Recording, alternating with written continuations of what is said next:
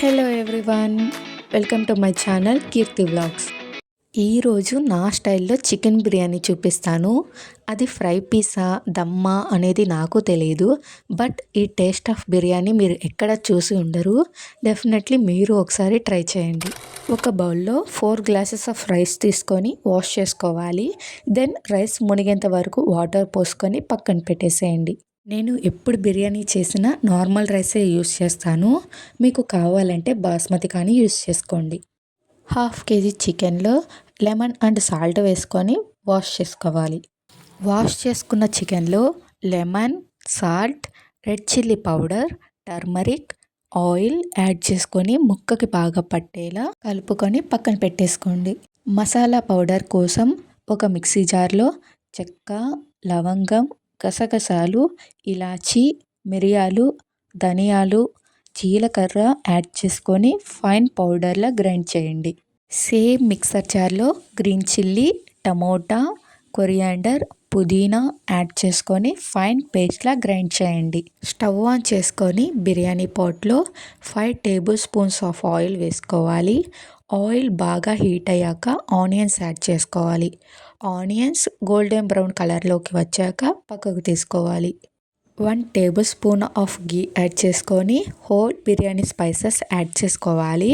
అవి ఫ్రై అయ్యాక అల్లం వెల్లుల్లి పేస్ట్ యాడ్ చేసుకొని పచ్చివాసన పోయేంత వరకు ఫ్రై చేసుకోవాలి. మనం గ్రైండ్ చేసుకున్న పేస్ట్ని కానీ యాడ్ చేసుకొని ఫ్రై చేసుకోవాలి.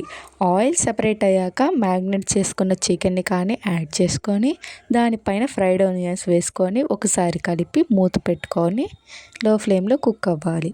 నెక్స్ట్ రైస్ బౌల్ అవ్వడానికి ఒక గిన్నెలో 2 లీటర్స్ ఆఫ్ వాటర్ పోసుకొని హోల్ బిర్యానీ స్పైసెస్ యాడ్ చేసుకోవాలి.